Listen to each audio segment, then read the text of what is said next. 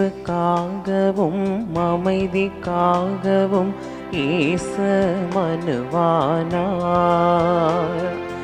உண்மைக்காகவும் நீதிக்காகவும் அவரே பலியானார். ஒன்று கூடுவோம், உணர்ந்து வாழுவோம். ஒன்று கூடுவோம், உணர்ந்து வாழுவோம். சுயநலம் நீக்கி பிறர் நலம் காத்து அன்பினில் நாம் நினைவோம். வாருங்கள் வாருங்கள் ஆலயம் வாருங்கள், அனைவரும் வாருங்களே, அனைவரும் வாருங்களே.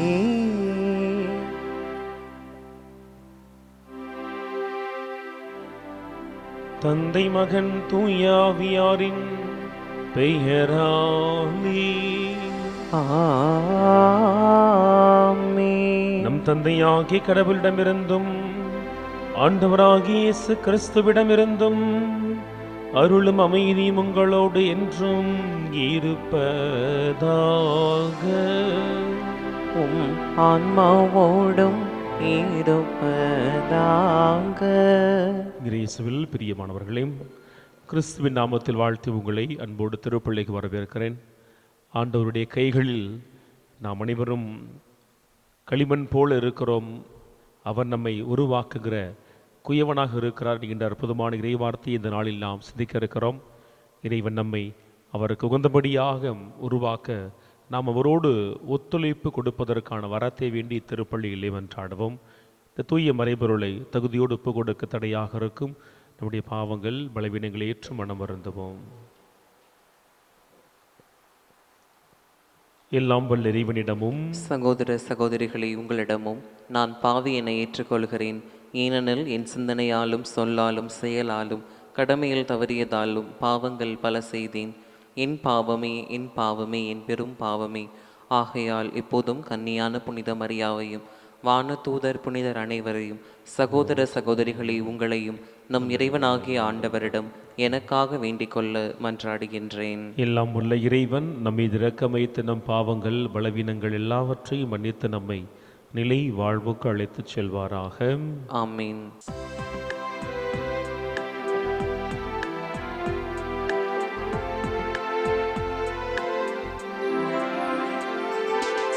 ஆண்டவரே இரக்கம் வையும், ஆண்டவரே இரக்கம் வையும்.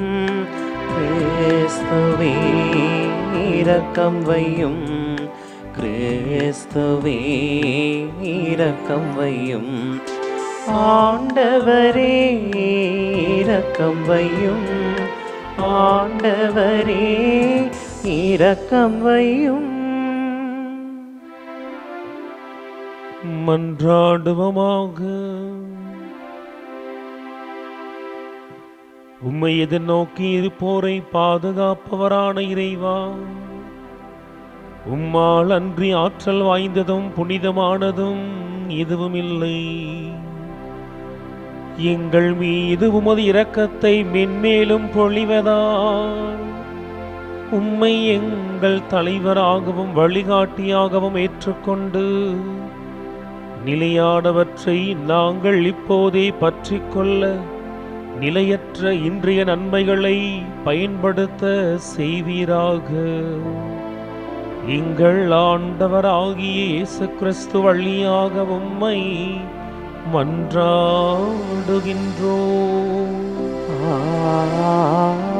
ஆமென். குயவன் கையில் உள்ள களிமண்ணை போல நீங்கள் என் கையில் இருக்கின்றீர்கள். இறைவாக்கினர் எரேமியா நூலிலிருந்து முதல் வாசகம். அதிகாரம் 18, இறைவார்த்தைகள் 1 தொடங்கி 6 முடிய. எரேமியாவுக்கு ஆண்டவர் அருளிய வாக்கு. நீ எழுந்து குயவன் வீட்டுக்கு போ, அங்கு என் சொற்களை நீ கேட்க செய்வேன். எனவே நான் குயவர் வீட்டிற்கு போனேன். அங்கு அவர் சுழல் வட்டை கொண்டு வேலை செய்து கொண்டிருந்தார். குயவர் தம் கையால் செய்த மண்கலம் சரியாக அமையாத போதெல்லாம் அவர் அதை தம் விருப்பப்படி வேறொரு கலமாக வடித்து கொண்டிருந்தார்.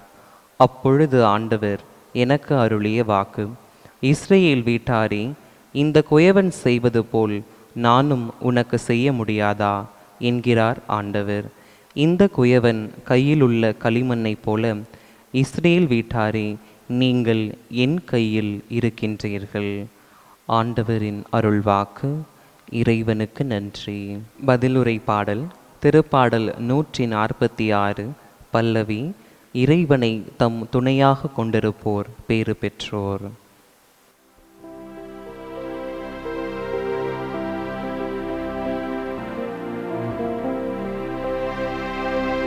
இறைவனை தம் துணையாக கொண்டிருப்போர் பேறு பெற்றோர். இறைவனை தம் துணையாக கொண்டிருப்போர் பேறு பெற்றோர். என் நெஞ்சே, நீ ஆண்டவரை போற்றிடு. நான் உயிரோடு உள்ளளவும் ஆண்டவரை போற்றிடுவேன். என் வாழ்நாளெல்லாம் நான் கடவுளை புகழ்ந்து பாடுவேன். என் கடவுளை புகழ்ந்து பாடுவேன்.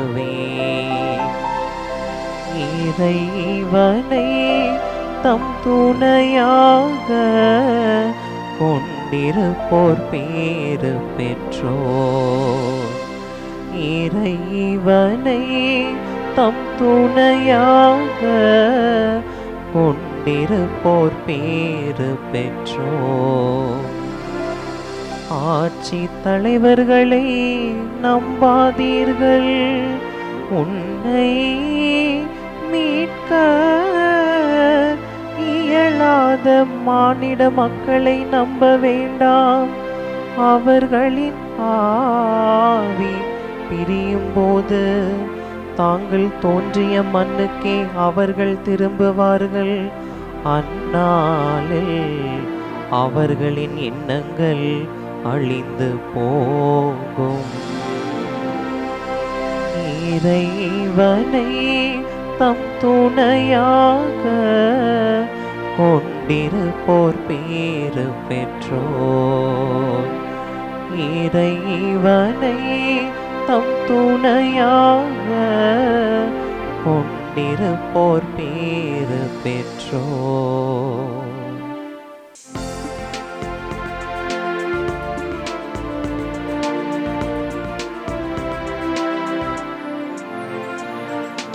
அல்லேலூயா, அல்லேலூயா, அல்லேலூயா, அல்லேலூயா, அல்லேலூயா, அல்லேலூயா, அல்லேலூயா, அல்லேலூயா.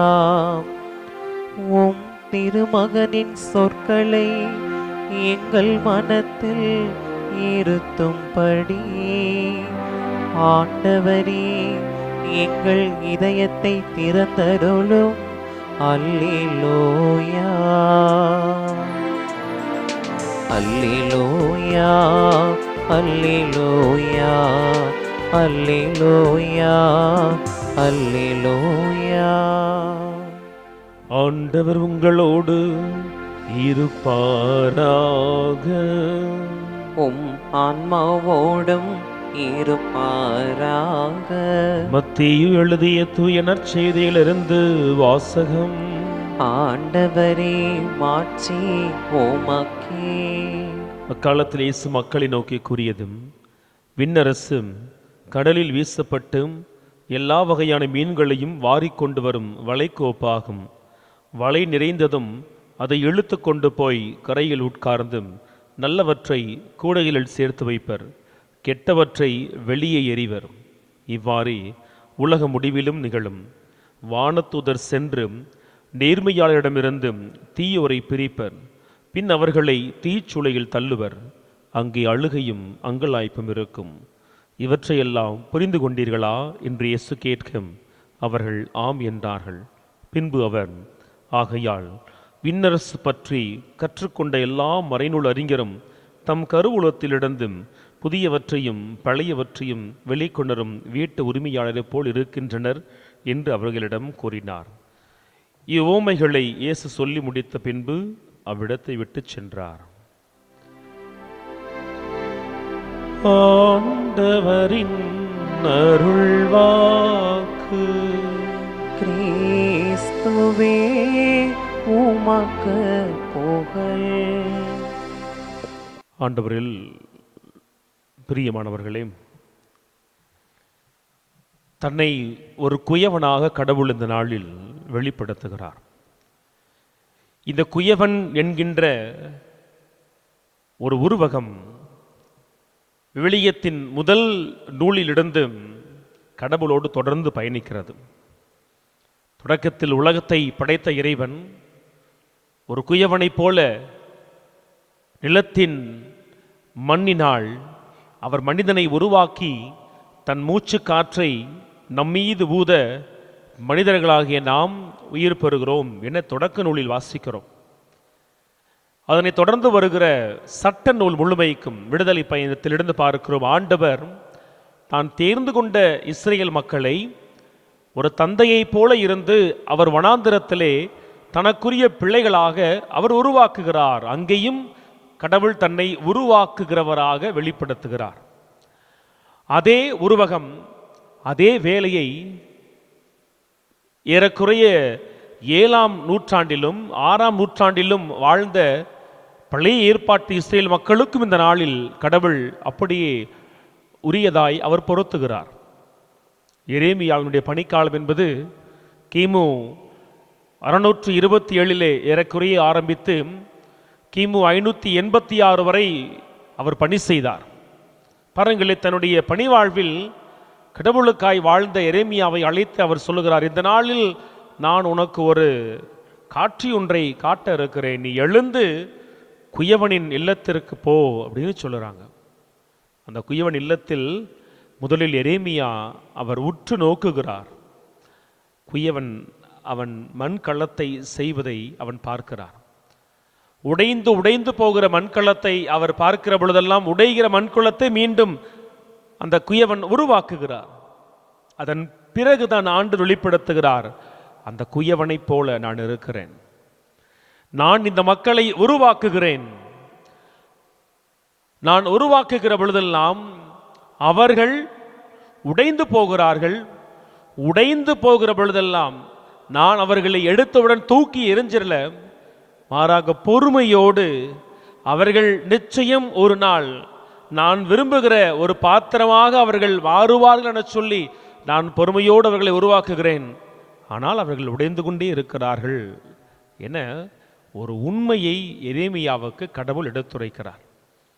எரேமியா பணி செய்த இந்த காலகட்டம் இருக்கு பார்த்தீங்களா, அது ரொம்ப ரொம்ப முக்கியமான ஒரு காலகட்டம். ஏற்கனவே வடக்கு தேசம் இஸ்ரேல் அது அழிந்து விட்டது. அசீரியர்கள் அதை படையெடுத்து ஒன்றுமில்லாமல் ஆக்கிவிட்டார்கள், இனக்கலப்பினை செய்து விட்டார்கள். இதுவோ தெற்கு தேசமான யூதா, நிறைய அரசர்கள் தோன்றி மறைகிறார்கள். ஆன்மீகம் என்பது விலை பேசப்பட்டு விட்டது. அந்நிய தெய்வ வழிபாடு என்பது அது தினசரி காட்சியாய் மாறிவிட்டது.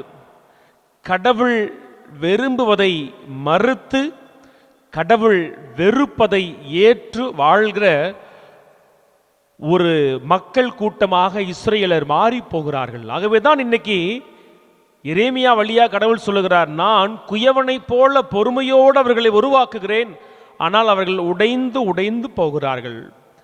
வேற்று தெய்வத்திற்கு பின்னால் செல்லுகிற பொழுது அவர்கள் உடைகிற மண்கலமாய் இருக்கிறார்கள்.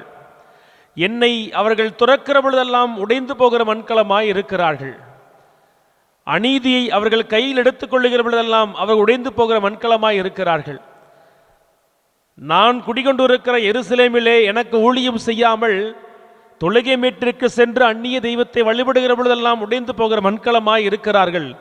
நான் தொடர்ந்து பல நூற்றாண்டுகளாய் பொறுமையோடு உருவாக்குகிற தந்தையாக குயவனாக இருக்கிறேன். ஒவ்வொரு தலைமுறையையும் ஒவ்வொரு குடும்பத்தையும் ஒவ்வொரு நபரையும் நான் உருவாக்குகிற குயவனாய் இருக்கிறேன். ஆனால் இந்த மக்களோ உடைந்து உடைந்து போகிறார்கள்.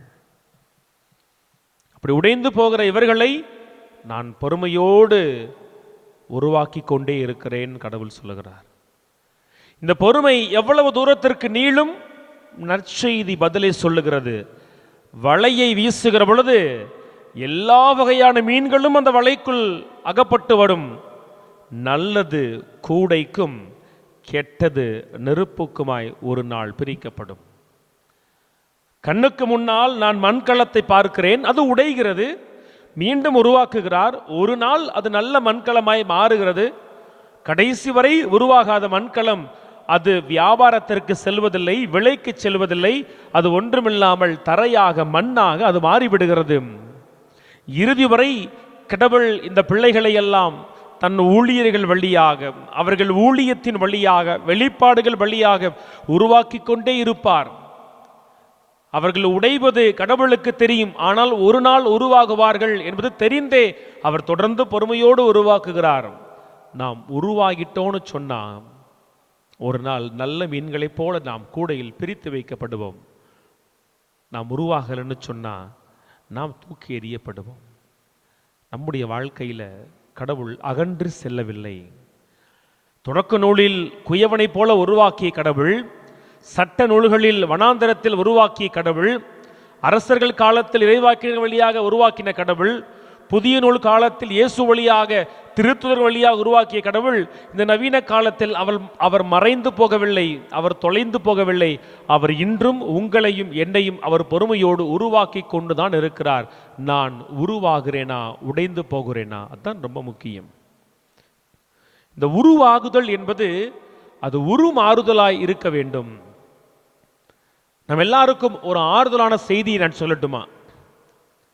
இன்னைக்கு முதல் வாசகத்தில் எரேமியா வழியாக கடவுள் சொல்லுகிற செய்தியில் இரண்டாவது செய்தியை நாம் கவனிக்கிறோம். உடைந்து போகிற மண் களத்தை நாம் காண்கிறோம். ஆனால் முதலில் அறிந்து கொள்ள வேண்டிய செய்தி இருக்கு. என்ன தெரியுமா? அந்த மண் கடவுளுடைய கைக்குள்ள இருக்கு. நாம் எல்லோருமே கடவுளின் கரத்துக்குள் இருக்கிறோம். பயப்பட தேவையில்லை. யாரும், எந்த தெய்வமும், எந்த அந்நிய சக்திகளும், எந்த பில்லி சூனியமும், எதுனாலும் சரி, கடவுளுடைய கரத்திலிருந்து நம்மை தட்டி பறிப்பதற்கான வலுவற்ற குப்பைகள் அவை. நம்மை அவருக்கு சொந்தமானவர்களாய் ஆண்டவர் தன் கரத்திற்குள் வைக்கிறார். அந்த மண்ணை அப்படியே வச்சிரல, அந்த மண்ணுக்கு அவர் உரு கொடுக்கிறார். அந்த உரு கொடுக்கிற அந்த மண் களத்திற்கு தன் மூச்சின் வழியாக அவர் உயிர் கொடுக்கிறார். அப்ப நாம் எல்லோருமே அவரால் உரு கொடுக்கப்பட்டவர்கள், அவரால் உயிர் கொடுக்கப்பட்டவர்கள். நடுவில் பாவத்தினால் உரு குலைந்து இருக்கிறோம். எப்போது உருமாறப் போகிறோம்? அவர் பொறுமையோடு காத்திருக்கிறார். நாம் உடைகிறோம். பல நேரங்களில் கடவுளுடைய காரியத்தில் உடைந்து போகிறோம். கொஞ்ச நாளைக்கு நல்ல மனிதர்களாய் ஆர்வமாய் கடவுளுக்கு பின்னால் வருவோம். ஒரு கஷ்டம் வந்தால் போதும் உடைந்து போவோம், கடவுளை மறந்து போவோம். ஒரு கடன் வந்தால் போதும் உடைந்து போவோம், கடவுளை மறந்து போவோம். ஒரு நோய் வந்தால் போவோம், உடைந்து போவோம், கடவுளை மறந்து போகும். கூட வாழ்கிற மனிதர்கள் நம்மை பயன்படுத்தினா போவோம், உடைந்து போவோம், மறைந்து போவோம். ஆனால் யார் ஒருவன் உடையாமல் என் கடவுள் என்னை உருவாக்குவார்னு சொல்லி அவருக்கு வளைந்து கொடுக்கிறோமோ அவர் நம்மை வணைந்து உருவாக்குவார். பல நேரங்களில் நம்ம அப்படியே தூக்கி சொந்தக்காரன் கையில் கொடுத்துட்றோம், ஊருக்காரன் கையில் கொடுத்துட்றோம், அவனுடைய பேச்சுக்கு கொடுத்துட்றோம். அதனால தான் அவன் சொல்வதையெல்லாம் நம்பி நம்பி நம்பி நம்பி உடஞ்சி போகிறோம். பயனற்றவர்களாய் கடைசி வரை இருக்கிறோம். ஆனால் ஆறுதலான வார்த்தை என்பது என்ன? நான் யார் கையில் இருக்கிறவன் தெரியுமா? நான் கடவுளுடைய கரத்தில் இருக்கிறவன். என்னை உருவாக்குகிறவர் அவர். நான் அவருக்கு ஒத்துழைப்பு கொடுத்தாலே போதும், வேற யாருக்கும் ஒத்துழைப்பு தரணும் அவசியம் இல்லை. ஆனால் இந்த உண்மையை நான் மறந்து போறனால தான் என்னை அவர் பார்த்துக்கிறாரு, அவங்க பார்த்துக்கிறாங்க அப்படின்னு சொல்லி அவர்களுடைய வார்த்தைகளுக்கெல்லாம் உடைஞ்சு போகிறோம். நோய் வந்தால் உடையிறோம், யாராவது பயம்புறுத்தினா உடஞ்சிடறோம். இந்த கடவுள் வேணாம், இந்த சாமி வேணாம், வேற சாமிட்டு போங்க, நடக்கும், உடஞ்சு போயிடுறோம். காத்திருப்பு இல்லாமல் போயிருச்சு. ஒரு நாள் நாம் உருவாகுவோன்னு சொல்லி பல ஆண்டுகளாய் பல தலைமுறைகளாய் கடவுள் காத்திருக்கிற பொழுது ஒரு நாள் நிச்சயம் அவர் என்னை உருமாற்றுவார், உருவாக்குவார், உயர்த்துவார்னு சொல்லி நாம் அவருக்காய் பொறுமையோடு காத்திருப்பது இல்லை. இந்த உலகத்தின் பார்வையில் நாம் வெளியில் பார்ப்பதற்கு அழகான ஒரு பாத்திரத்தை போல உருவாகிறோம். ஆனால் அது பயனற்ற பாத்திரம், அது வெள்ளி அடிக்கப்பட்ட கல்லறை. கடவுள் கரத்தால் உருவாக்கப்படாத எந்த பாத்திரமும் அது பலன் தராத பாத்திரம்தான். ஆனால் கடவுள் கையால் நாம் உருவாக்கப்படுகிறோன்னு சொன்னால் நாம் பயனுள்ள பாத்திரமாய் மாறுவோம். இந்த பாத்திரம்னா என்ன? வீட்டில் பயன்படுத்துகிற சமைக்கிற பாத்திரமா? கிடையாது. நாம் பயனுள்ள மனிதர்களாய், கடவுள் என்னை எந்த நிலையில் வச்சிருக்கிறாரோ, நான் ஒரு தந்தையாய் இருக்கிறேன்னா ஒரு பயனுள்ள தந்தையாய் நான் செயல்படுவேன். ஒரு தாயாக இருக்கிறேனா ஒரு பயனுள்ள தாயாக நான் செயல்படுவேன். ஒரு பிள்ளையாக இருக்கிறேனா நான் பயனுள்ள மகனாய் மகளாய் செயல்படுவேன். பணி செய்கிற இடத்தில் ஒரு வேலையாளாக இருக்கிறேனா நல்ல ஊழியனாய் நான் செயல்படுவேன். ஆக இந்த பாத்திரம் என்பது சமைக்கிற பாத்திரம் அல்ல, கடவுள் கொடுத்திருக்கிற கதாபாத்திரங்கள். பல நேரங்களில் நல்ல நண்பனாய் ஜெயிச்சிடறோம், நல்ல மகனாய் உடைந்து போயிருக்கிறோம். நல்ல தோழியாய் ஜெயிச்சிடறோம், நல்ல மகளாய் உடைஞ்சு போயிடுறோம். நல்ல அப்பாவா அம்மாவா ஜெயிச்சிடறோம், ஆனால் வயதான தாய் தகப்பனுக்கு நல்ல பிள்ளைகளாய் இல்லை, உடைஞ்சு போயிடுறோம். நல்ல தாய் தகப்பனாக இருப்போம், நல்ல பிள்ளைகளாக இருப்போம், நல்ல உறவுகளாய் வீட்டுக்கு வெளியே இருக்க முடியல, உடைஞ்சு போயிடுறோம். அப்ப உடைகிற நம்மை ஆண்டவர் கையில் ஒப்பு கொடுக்கணும். ஆண்டவரே, நீர் என்னை உருவாக்குங்க.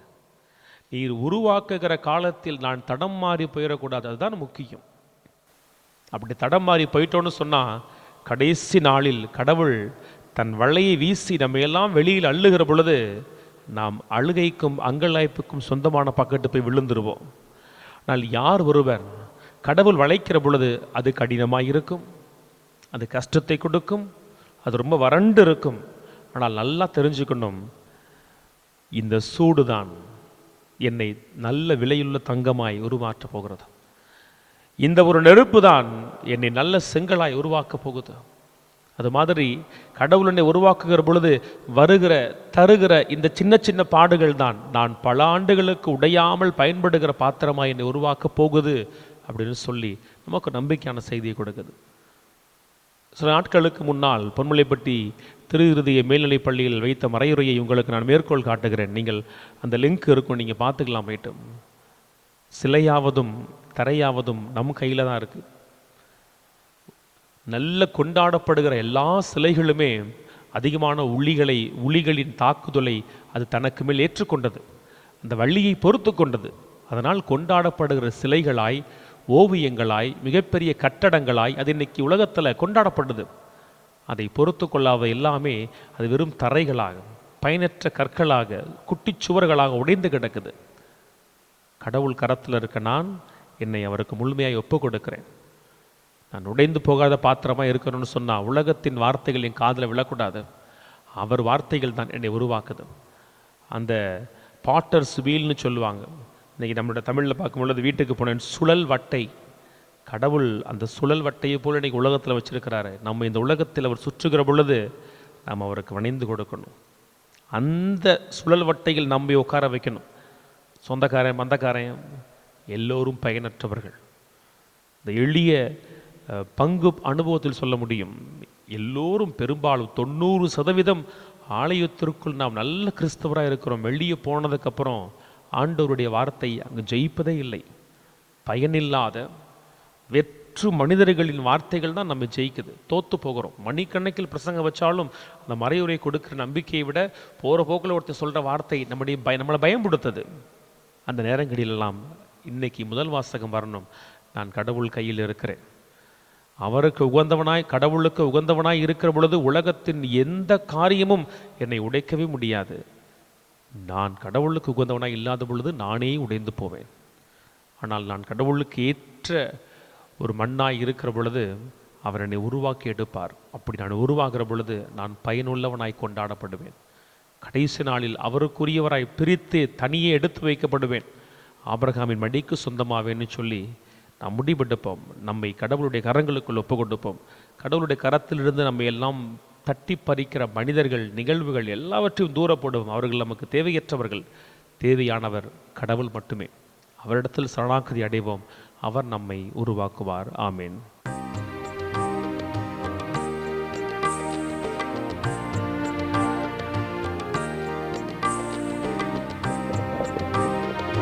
வாழ்வை பலியாய் மாற்ற வந்தேன், என்னையே ஏற்றிடுவாய்.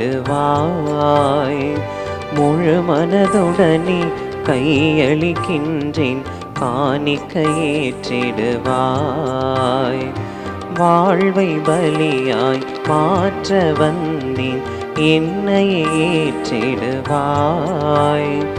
முழு மனதுடனே கையளிக்கின்றேன், காணிக்க ஏற்றிடுவாய்.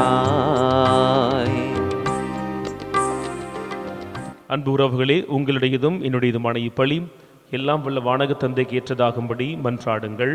ஆண்டவர் தமது பெயரின் புகழ்ச்சிக்காகவும் மாட்சிக்காகவும் நமது நன்மைக்காகவும் புனித திரு அவை அனைத்தின் நலனுக்காகவும் உமது கையிலிருந்து இப்பலியை ஏற்றுக்கொள்வாராக. ஆண்டவரே, நீர்தாமே வாரி வழங்கிய கொடைகளிலிருந்து நாங்கள் கொண்டு வரும் இக்காணிக்கைகளை ஏற்றருளும். அதனால் உமதருளின் ஆற்றலால் செயல்படும் இப்புனிதமிக்க மறை நிகழ்வுகள் இவ்வுலகில் எங்கள் வாழ்வை புனிதப்படுத்தி நிலையான பேரின்பத்திற்கு எங்களை இட்டுச் செல்வனவாக எங்கள் ஆண்டவராகிய இயேசு கிறிஸ்து வழியாக உம்மை மன்றாடுகின்றோம். ஆமென். ஆண்டவர் உங்களோடு இருப்பாராக. உம் ஆன்மாவோடும் இருப்பாராக. இதயங்களை மேலே எழுப்புங்கள், ஆண்டவரிடம் எழுப்பியுள்ளோம். நம் இறைவனாகிய ஆண்டவருக்கு நன்றி பாடுவோம். அது தகுதியும் நீதியும் ஆனதே. ஆண்டவரே, தூயவரான தந்தை, இன்றும் வாழும் எல்லாம் வல்ல இறைவா, இந்நாளும் எவ்விடத்திலும் நாங்கள் உமக்கு நன்றி செலுத்துவது மெய்யாகவே தகுதியும் நீதியுமாகும். எங்கள் கடமையும் மீட்புக்குரிய செயலுமாகும். உம்முடைய அன்பு திருமகன் வழியாக நீர் எங்களை படைத்தது போல, ஆண்டவரே, உமது மிகுந்த கனிவிரக்கத்தால் எங்களை புதுப்பிக்கவும் நீர் திருவுளமானி. ஆகவே படைப்புகள் அனைத்தும் உமக்கு பணிபுரிகின்றன. மீட்படைந்தோர் அனைவரும் உம்மை புகழ்கின்றன. உம்முடைய புனிதர்களும் ஒரே இதயத்தோராய் ஆண்டவரே உம்மை ஒவ்வொரு நாளும் போற்றுகின்றன. எனவே நாங்களும் உம்மை மகிழ்ந்து ஆர்ப்பரித்து பாடுவதாவது: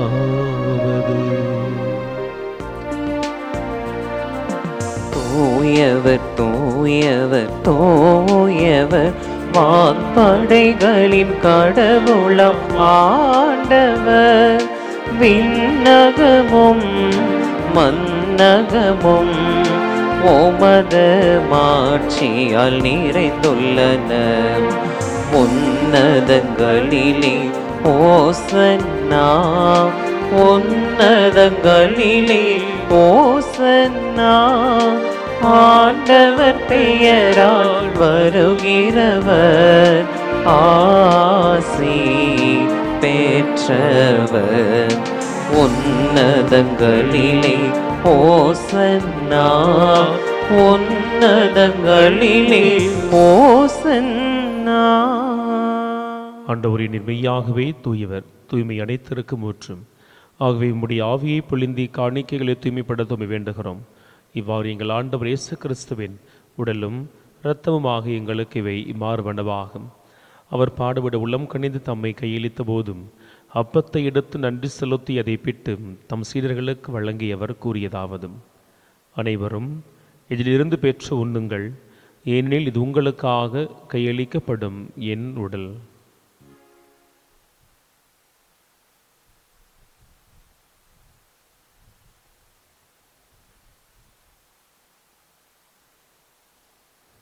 அவ்வண்ணமே இரவு விருந்தை அருந்திய பின் கிண்ணத்தையும் எடுத்து மீண்டும் உமக்கு நன்றி கூறி தம் சீடர்களுக்கு வழங்கியவர் கூறியதாவதும், அனைவரும் இதிலிருந்து பெற்று பருகுங்கள், ஏனெனில் இது புதிய நிலையான உடன்படிக்கைக்கு உரிய என் இரத்தத்தின் கிண்ணம். இது பாவ மன்னிப்புக்கென்று உங்களுக்காகவும் பலருக்காகவும் சிந்தப்படும். இதை என் நினைவாக செய்யுங்கள்.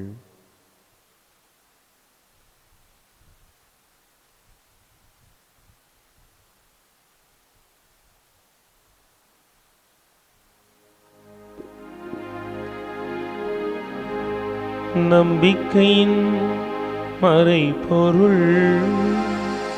ஆண்டவரே, நீர் வருமளவும் உமது இறப்பினை அறிக்கையிடுகின்றோம்.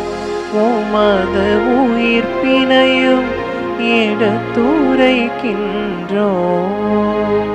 ஆண்டவரே, வாழ்வை மீட்பையும் வழங்குகிற அப்பத்தையும் கிண்ணத்தையும் உடைய திருப்பாதம் ஒப்புக் கொடுக்கிறோம். திருமுன்னின்று ஊழியம் புரிய அழைத்ததற்காக நன்றி செலுத்துகிறோம். ஆண்டவரே, உட்கொள்ளுகிற எங்கள் இரட்சகரின் திருவுடலும் திருரத்தமும் தூய் ஆவியான வல்லமையினால் உடைய திரு சன்னிதங்களை ஒன்று சேர்ப்பதாகும். உலகெங்கும் பரவியிருக்கிற உடைய திருவையும் குறிப்பாக எங்கள் திருத்தந்தை, எங்கள் மறைமாவட்ட ஆயர், இனி ஆயர்கள், குருக்கள், துறவியர் ஒவ்வொரு நிறைவாக ஆசீர்வதித்து வழி நடத்துவீராகும். ஆண்டவரே, உம்முடைய கரமாக உம்முடைய ஊழியர்கள் இந்த உலகில் செயல்பட்ட ஆண்டவரே ஒவ்வொருவரையும் மிக சிறப்பாக உருவாக்குகிற பாக்கியத்தை உங்களுக்கு தருவீராகும்.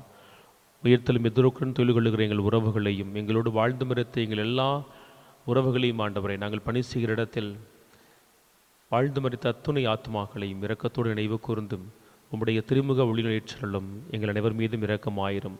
கடவுளின் கன்னித்தாயான புனித மரியா, அவருடைய கணவரான புனித யோசேப்பு, புனித திருத்தூதர்கள், இந்த உலகிலும் கொந்தோராய் வாழ்ந்த எல்லா புனிதரோடு நாங்கள் நிலைவாழ்வில் பங்கு கொள்ளும் தகுதி பெற்றும் அன்பு திருமகனும் எங்கள் மீட்பெருமான இயேசு கிறிஸ்து வழியாக உம்மை புகழ்ந்திடும் வரம் அருள இறைஞ்சி மன்றாடுகிறோம்.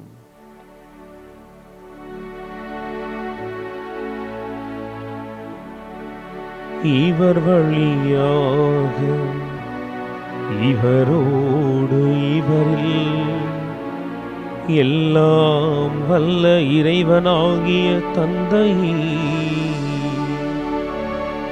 தூய ஆவியாரின் ஒன்றிப்பில் எல்லா புகழும் ஆட்சியும் என்றென்றும் உமக்கு உரியதே. ஆமென், ஆமென், ஆமென். நம் ஆண்டவர் இயேசு கிறிஸ்து நமக்கு கற்றுக் கொடுத்த ஜெபத்தை நாம் அனைவரும் துணிந்து மன்றாடுவோம். விண்ணுலகில் இருக்கிற எங்கள் தந்தையே, உமது பெயர் தூயது என போற்ற பிறகு உமது ஆட்சி வருக. உமது திருவுளம் விண்ணுலகில் நிறைவேறுவது போல மண்ணுலகிலும் நிறைவேறுக. எங்கள் அன்றாட உணவை இன்று எங்களுக்கு தாரும். எங்களுக்கு எதிராக குற்றம் செய்வோரை நாங்கள் மன்னிப்பது போல எங்கள் குற்றங்களை மன்னியும். எங்களை சோதனைக்குட்படுத்தாதேயும், தீமையிலிருந்து எங்களை விடுவித்தருளும். உம்முடைய கரத்திலிருந்து அமைதியை எதிர்நோக்கி காத்திருக்கிற ஒவ்வொரு நபருக்கும் குடும்பத்திற்கும் ஆண்டவரே, உம்மீது வைத்திருக்கிற அந்த எளிய நம்பிக்கையை மேலான காணிக்கையாக கண்ணோக்கி உலகம் தர முடியாத அந்த அமைதி அவர்களுக்கு நிறைவாய் தருவீராக. என்றென்றும் வாழ்ந்து ஆட்சி செய்கின்றவர் நீரே. ஆமென். நம் ஆண்டவர் இயேசு கிறிஸ்துவினுடைய அமைதி உங்கள் அனைவரோடும் என்றும் இருப்பதாக, உம் ஆன்மாவோடும் இருப்பதாக. ஒருவருக்கொருவர் அமைதியை பகிர்ந்து மகிழ்வோம். உலகின் பாவங்களை போக்கும் இறைவனின் செம்மறியே, எங்கள் மேல் இரக்கமாயிரும். உலகின் பாவங்களை போக்கும் இறைவனின் செம்மறியே, எங்கள் மேல் இரக்கமாயிரும். உலகின் பாவங்களை போக்கும் இறைவனின் செம்மறியே, எங்களுக்கு அமைதியை அளித்தருளும். இது இறைவனின் செம்மறி, இவரை உலகின் பாவங்களை எல்லாம் போக்குகிறவர். இவருடைய திருவிருந்து கழைக்கு பெற்ற நாம் அனைவரும் பேறு பெற்றவர்கள். ஆண்டவரே, நீர் நிலத்தில் எழுந்தருள நான் தகுதியற்றவன். ஆனால் ஒரு வார்த்தை மட்டும் சொல்லியருளும், எனது ஆன்மா நலமடையும்.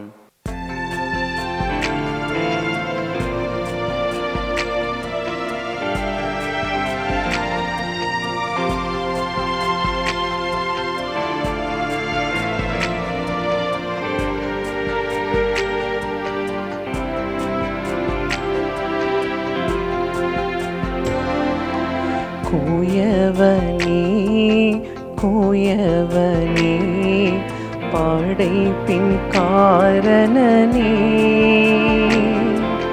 களிமண்ணான என்னையுமே கண்ணோக்கி பார்த்திடுமே.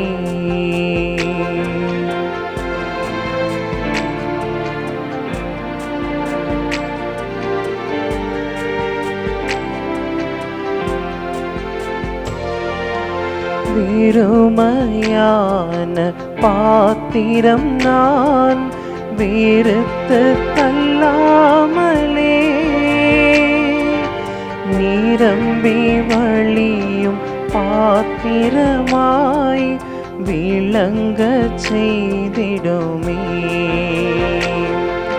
வெறுமையான பாத்திரம் நான் வெறுத்து தள்ளாமலே, நிரம்பி வழியும் பாத்திரமாய் விளங்க செய்திடுமே. வேதத்தில் காணும் பாத்திரமெல்லாம் இயேசுவை போற்றிடுமே. என்னையும் அவ்வித பாத்திரமாய் வனைத்து கொள்ளுமே. நன்றி கூறி மன்றாடுவோமாக. ஆண்டவரே, உம் திருமகனுடைய பாடுகளின் நிலையான நினைவாகிய இத்திரு உணவை உட்கொண்ட நாங்கள் உம்மை வேண்டுகின்றோம். இவ்வாறு சொல்லற்கரிய அன்பினால் அவரே எங்களுக்கு அளித்துள்ள இக்கொடை எங்கள் மீட்புக்கு பயன்பட அருள்வீராக. என்றென்றும் வாழ்ந்து ஆட்சி செய்கின்ற அவர் வழியாக உம்மை மன்றாடுகின்றோம். ஆமென். ஆண்டவர் உங்களோடு இருப்பாராக. உம் ஆன்மாவோடும் இருப்பாராக. எல்லாம் வல்ல இறைவன் தந்தை, மகன், தூய ஆவியார் உங்கள் அனைவரையும் நிறைவாக ஆசீர்வதிப்பாராக. ஆமென். சென்று வாருங்கள், திருப்பலி நிறைவேறிற்று. இறைவனுக்கு நன்றி.